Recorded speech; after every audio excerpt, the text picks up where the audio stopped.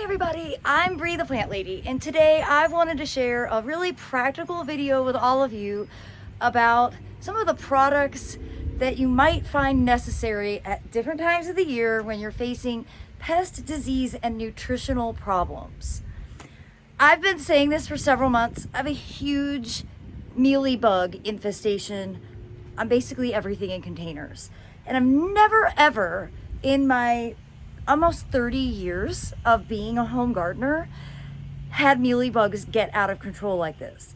Now, I have purposely not cut this tomato down until today because I wanted to make a video and show you.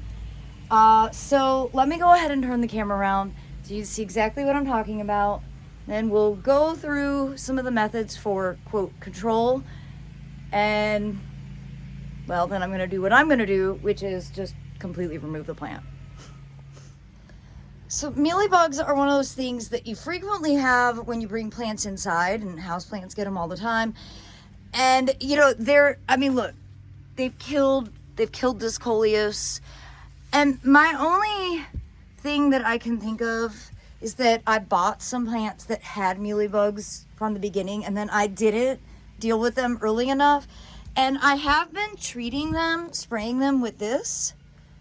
And I'm not saying this isn't working, but it hasn't made them go away.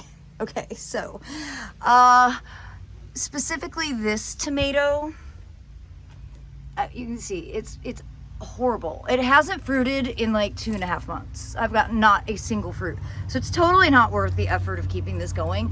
But you can see how grossly infected it is, and the mealybugs are just everywhere. They're just basically sucking nutrients out of the plant. That's what they do. They're pretty advantageous. So I'm more emotionally invested in all of these tomatoes because you see they are fruiting. And so I'm going to be getting a good harvest again soon, but the mealybugs are on this as well. And for the past couple of days, just why I haven't made the video, I've been testing some of my sprays out to see if it's effective. And I'm disappointed to show you that it doesn't really seem to be. See, the mealybugs are still on these leaves, even though I know that I've sprayed everything, as well as I can, several times. So what am I spraying the mealybugs with? Okay, so I went to Walmart and I literally bought one of everything that they had.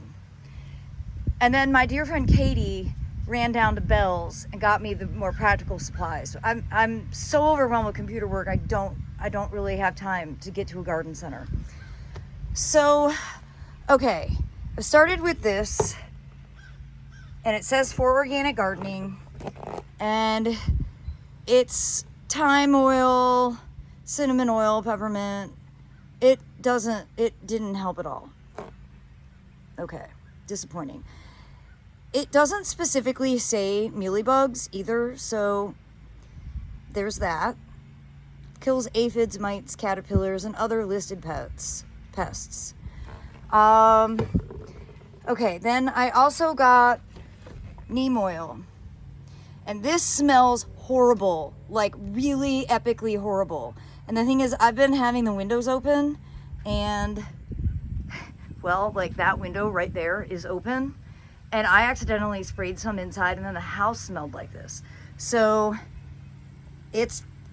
first of all, it hasn't helped, which I'm really disappointed by, and it stinks. So no, I don't recommend this at all.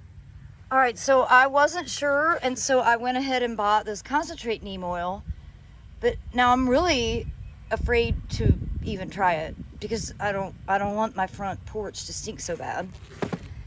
So then what else did I get? Okay, I got this, which also hasn't helped the mealybugs. So there's that. And then Katie got me this. This is not organic.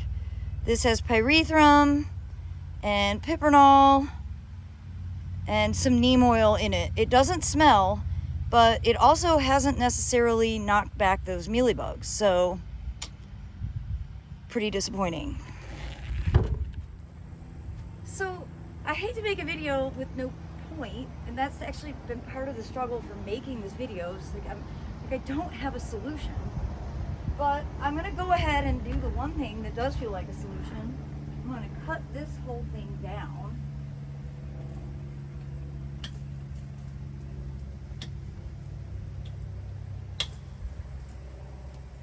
Pull it out.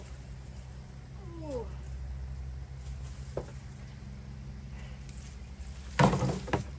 So there's one ugly tomato gone. And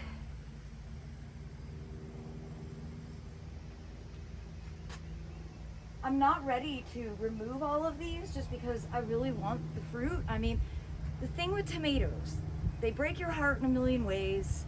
They're really hard to grow here in central North Carolina. But the tomatoes at the grocery store are terrible. They're terrible year round. Like, they're not even good when they are in season.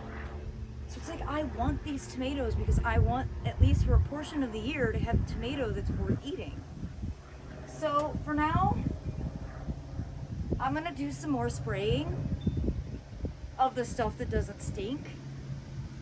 And then I want you to tune in to a weekly garden tour, and I will give you an update and see if maybe I'm just being impatient, because I've only been spraying this stuff since Monday. Today is Friday. It should have worked. Like, it should work on contact. So there's that. All right, now that that tomato's cut, you could see the mealybugs are really hard to get to because they are like on the underside of leaves, and perhaps it's not that the spray isn't working, it's just that I can't physically get to all the areas because the infestation is just too much.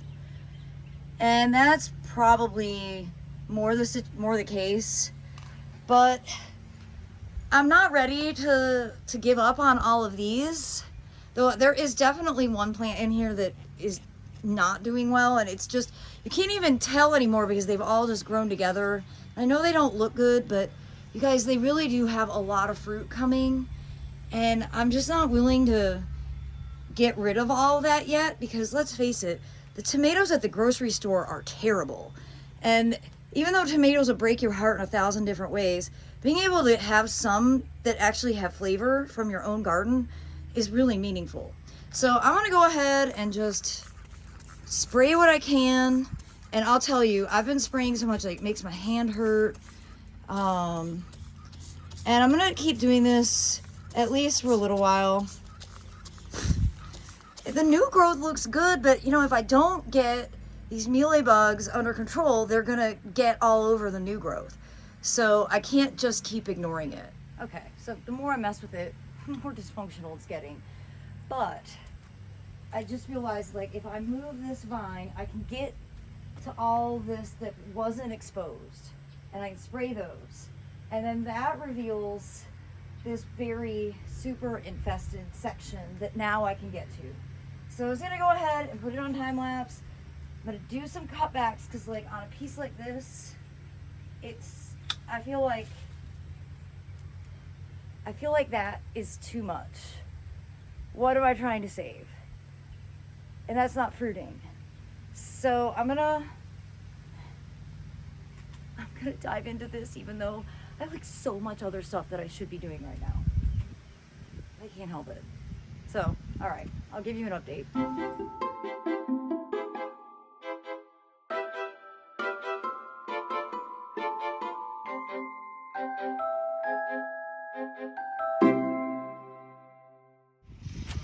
Well, I think I literally just videoed a rabbit hole.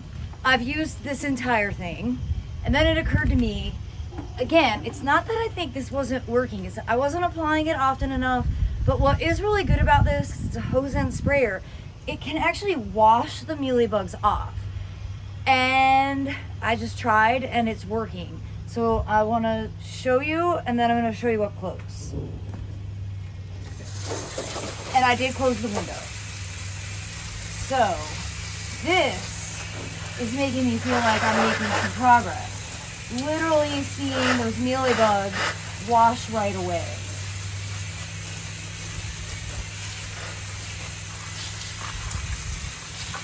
And it smells good.